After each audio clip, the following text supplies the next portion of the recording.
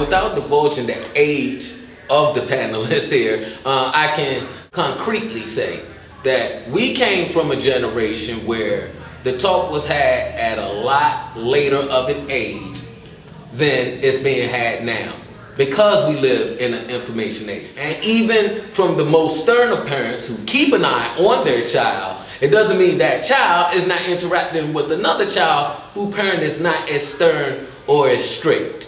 Now, for the child who is not forthcoming, as most children aren't, what are some of the signs, what are some of the signals that we can possibly share with the audience for parents that might signal it may be time to have that talk?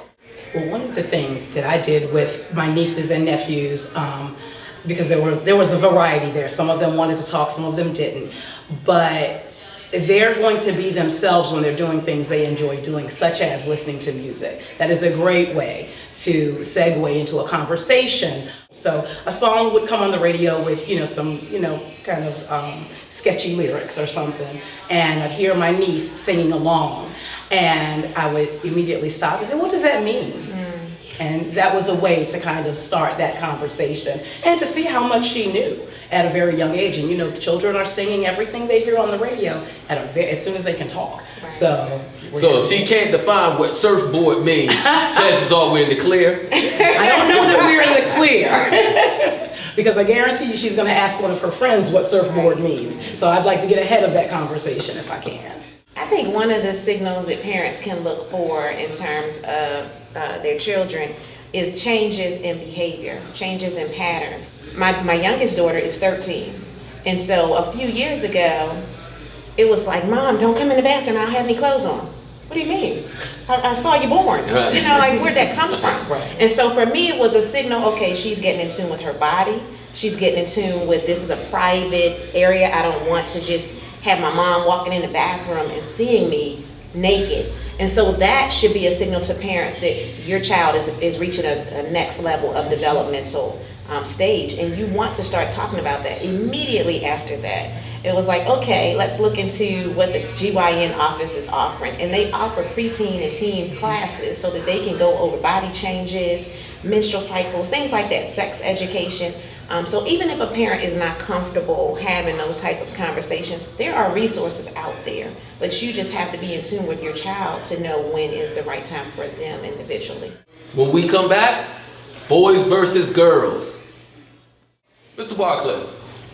Right. You spoke about in our generation coming up, our parents probably had that talk with us at a later age than parents should or would nowadays.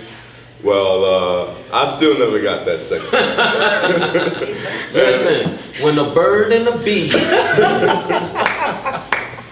So, I remember, honestly, I grew up in a house with 4 older sisters, and I was the only boy for the majority of my adolescence. And I remember coming in the house, telling a dirty joke that I thought was funny. And, the joke wasn't that bad. Maybe I'll tell y'all off camera, but, my dad overheard it.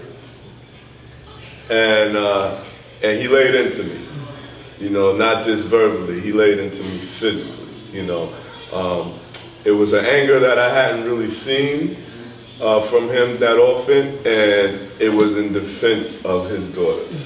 I myself, now having a daughter, and she's surrounded, it's just the opposite. She's in a house full of boys, and she's the only girl. And I try to make sure that I teach my sons how they should behave and speak about sexual matters around their sister. And it hasn't gone as smooth as I would have hoped, but we're trying. And we started it at an early age, and I'm interested in what the females have to say about how a father addresses some of these things with his daughter. Because I probably could use a little bit of help and advice when it comes to that. Well, Mr. Brown, before we get to that, you want to talk about the age range, the generational gap and the difference?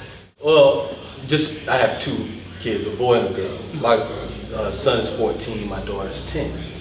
And generational gap, yeah, we start, I believe that we have to start talking about these issues, the body. I mean, I'm a dad. Of course, I'm gonna be a little uncomfortable speaking to my daughter about her body. So what I do is I tell her how to respect herself and her body. You know, her mom can have to talk about the things that go on within the body, but I, as a male, as a man, I tell her to respect her body. Because in order for anyone else to respect you, the opposite sex, you have to respect yourself first. My son, you know, we have that conversation often. You know, every time I get the chance, every time I get him alone, we have certain conversations about, he's in high school, his first year. He's starting to act a little new. His patterns have changed. You know, the door closed, he's listening to slow music. Now, when I heard him listen to slow music in the shower, that's what sparked this time. You know, when I heard R. Kelly, I said, hold on. Look, we gotta talk when you come out. Turn that off right now. You know, you listen to R. Kelly. But anyway, but there's certain patterns that change that you do see. And that sparks the urgency, you know, and you gotta pay attention. It's all about paying attention to your children because they'll show them signs. If you're not paying attention, you'll miss it. Someone else will take advantage of it. And let's hope that it's not the peers. So we're living in a microwave society. That means that the product is being finished a little earlier, if you will. When we come back, we're going to continue sharing some of our parental dreams and nightmare stories, as well